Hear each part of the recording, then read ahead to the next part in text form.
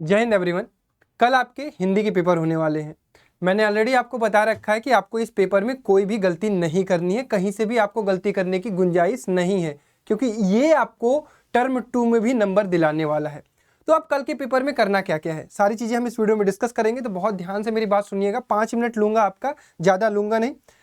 Important इसलिए होने वाला है क्योंकि हिंदी का पेपर अब उस पैटर्न पे नहीं होने वाला है जो आप पैटर्न सोच, मतलब कि पीछे 3 पेपर उस पैटर्न, जिस पैटर्न पे आपने दिया था, मैथ, साइंस और सोशल साइंस। उसमें क्या होता था, एक ही चीज आपको पूरे पेपर में दिखाई देती थी, चाहे वो सेक्शन ए में क्वेश्चन हो, चाहे सेक्शन बी में हो, चाहे सेक्शन सी में हो।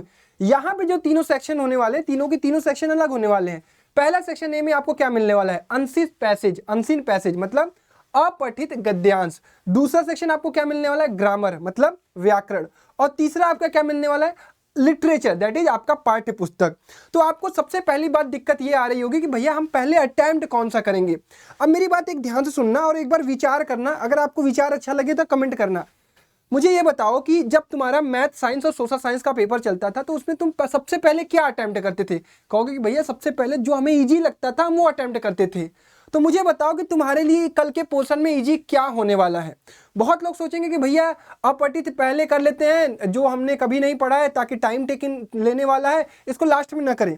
लेकिन यार अगर मैं अपने पर्सनल एक्सपीरियंस से कहूँगा और मैं अपनी पर्सनल में तुम्हें कुछ सलाह दूंगा, तो मैं कहूँगा कि सबसे पहले तुम लिटरेचर सेक्शन करना, मतलब खंड ग, मतलब सेक्शन सी को पहले करना।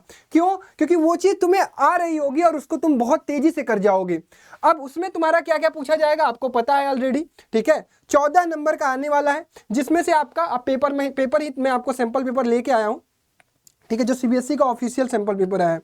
5 मिनट लूंगा, ज़्यादा लूंगा नहीं, तो बहुत ध्यान से मेरी बात को समझ लेना। देखो, सेक्शन सी तुम उठाना, उसके बाद अगर तुम्हें लग रहा होगा यार कि तुम्हें सेक्शन ए करना है, तुम सेक्शन ए कर लेना, लेकिन मैं जो कहना चाहता हूँ उसको बड़े ध्यान से समझ लो, ठीक है। ये है आपका सेक्शन सी। अब सेक्शन सी में आपके पास 2 क्वेश्चन होंगे। एक तो होगा, यहां पे भी आपको अपठित मतलब कि पठित गद्यांश मिलेंगे, जहां पे क्वेश्चन आपको वही चीज दिखेगा जो आपकी किताब से उठाया जाएगा, एक पैरा, और उस पर बेस्ड आपको क्वेश्चन मिल जाएंगे। आई होप 4 क्वेश्चन मिल जाएंगे, ठीक है।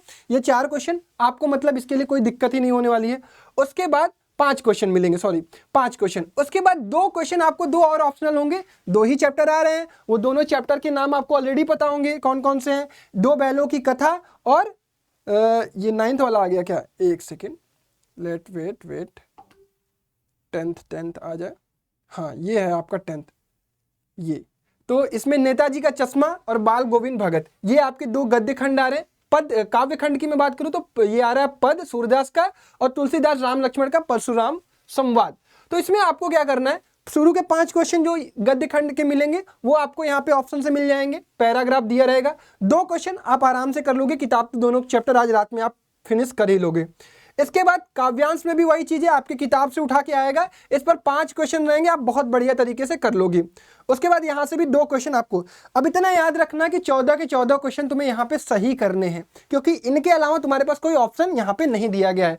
अब इसके बाद अगर मैं अब इसके बाद बात करूं तो इसके बाद आपको कौन सा खंड देखना है, खंड ख। खंड ख में आपको क्या है कि ग्रामर पूछा जाएगा, तो इसके बाद आप तुरंत ग्रामर कर लीजिएगा। ग्रामर करने में आपको टाइम नहीं लगेगा, क्योंकि ग्रामर आपने एक बार पढ़ रखा होगा।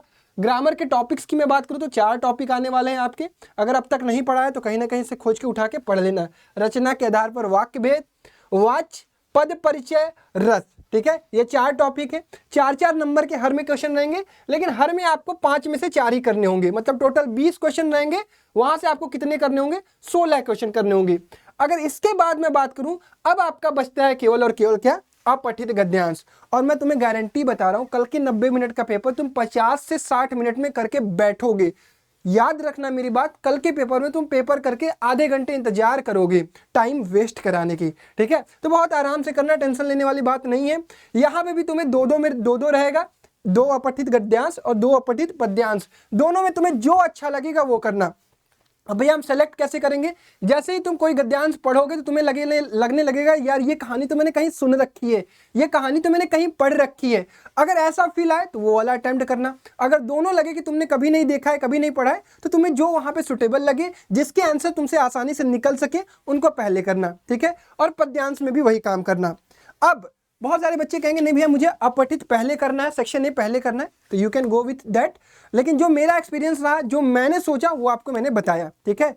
और आज रात जितनी भी चीज़ें बची हैं यार, 4 ही चैप्टर है, बहुत कम आ रहा है। अपठित की कोई तैयारी नहीं की जाती है तो ये 10 नंबर तो आपको वहीं जाकर अटेम्प्ट करना है, जाके कर देना। 2-4 सैंपल पेपर होंगे तो उनको देख लेना, अगर नहीं होगा तो मैंने टेलीग्राम ग्रुप में डाल ही रखा है, और टेलीग्राम में नहीं डाला होगा तो टेलीग्राम में आज मैं डाल देता हूँ, अभी मैं PDF डाल देता हूँ एडुकार्ड की किताब की, ठीक है। इसके अलावा सफलता बैच में ऑलरेडी पढ़ा हुआ है, ग्रामर आप एक बार जरूर देख लीजिएगा, और जो 4 चैप्टर्स हैं उनको अच्छे से पढ़ लीजिएगा।